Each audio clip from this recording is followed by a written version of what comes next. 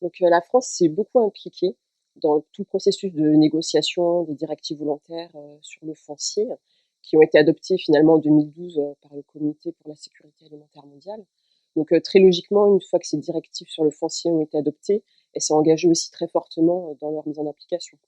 Donc elle a demandé à tous ces opérateurs publics de respecter les principes promus par les directives volontaires et aussi de veiller à ce que les entreprises françaises qui agissent à l'international sur des questions foncières en fassent autant.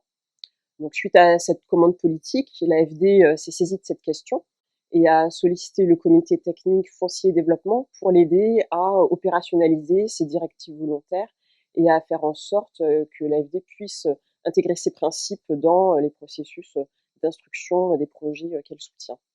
Donc un groupe de travail a été mis en place à ce moment-là, constitué des agents de l'AFD, incluant aussi les agents de Proparco, qui est la filiale du groupe AFD qui vient en appui au secteur privé, et puis les experts membres du comité foncier pour proposer des manières d'opérationnaliser ces directives volontaires.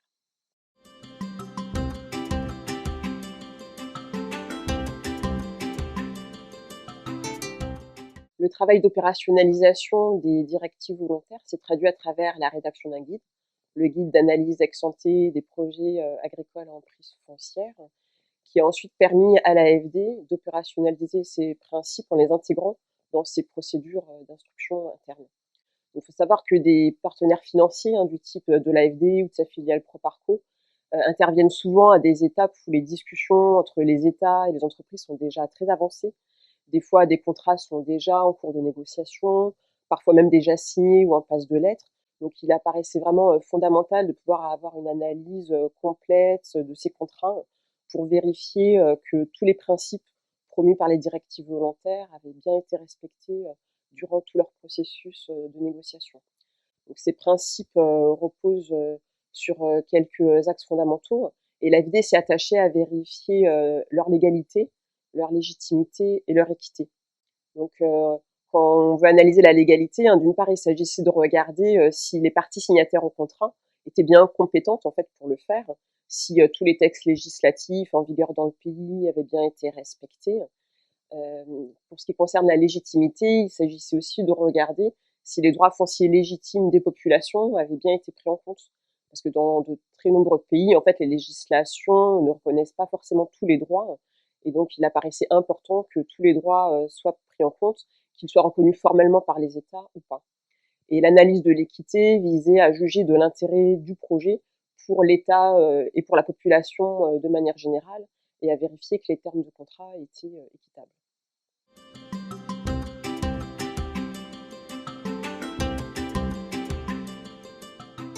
Donc il faut noter que la France a été l'un des premiers pays à engager ce travail d'opérationnalisation des directives volontaires et la première à s'engager à se les appliquer à elle-même.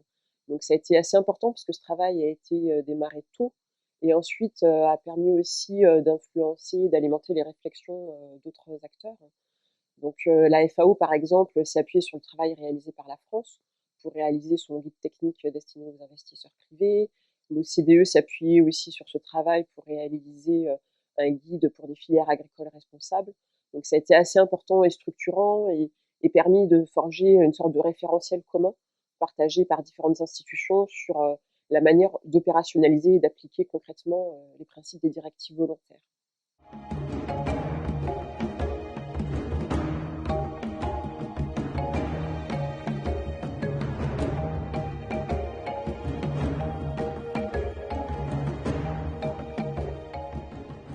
Donc une autre spécificité du travail engagé par la France porte sur le fait d'avoir mis en exergue l'importance des évaluations économiques.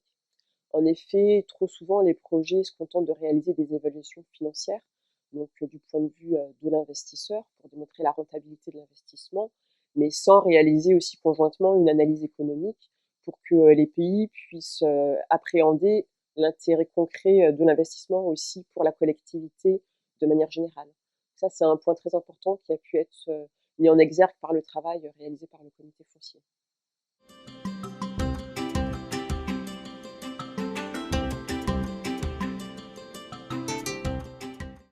Donc ce processus a été important puisqu'il a montré qu'en travaillant conjointement, des experts, des juristes, des chercheurs, des agents gestionnaires de projets peuvent ensemble contribuer à élaborer des propositions concrètes et opérationnelles pour appliquer les principes des directives volontaires. Donc ça a été important. Ça a montré que chacun pouvait et se devait d'agir concrètement pour améliorer la gouvernance du foncier. Et puis, ce travail est important, mais aujourd'hui, il est loin d'être suffisant. On constate que finalement, les phénomènes de dépossession foncière se poursuivent, prennent d'autres formes, qui peuvent se traduire par une urbanisation qui s'accélère dans de nombreux territoires, par des changements d'usage des sols, la création de zones d'investissement, de zones économiques spéciales. Donc aujourd'hui, tous ces sujets font l'objet de nouveaux travaux du comité foncier pour aider les acteurs des politiques foncières à mieux les appréhender et à se mobiliser pour faire évoluer les législations dans leur pays. Et un sujet qui retient aujourd'hui particulièrement l'attention concerne les procédures d'expropriation pour cause d'utilité publique, car on se rend compte que bien souvent, en fait, ces procédures sont mobilisées de manière complètement abusive pour des projets qui n'ont rien d'utilité publique, qui sont en réalité des projets privés à visée commerciale et qui pourtant entraînent des déplacements importants de population sans que les indemnisations, compensations accordées ne leur permettent de reconstituer leurs moyens d'existence ailleurs. Donc ça, c'est un sujet vraiment important sur lesquels les acteurs aujourd'hui sont très mobilisés pour d'une part que les textes soient réellement appliqués et lorsqu'ils sont insuffisants, qu'ils puissent aussi évoluer vers des dispositions plus justes et équitables.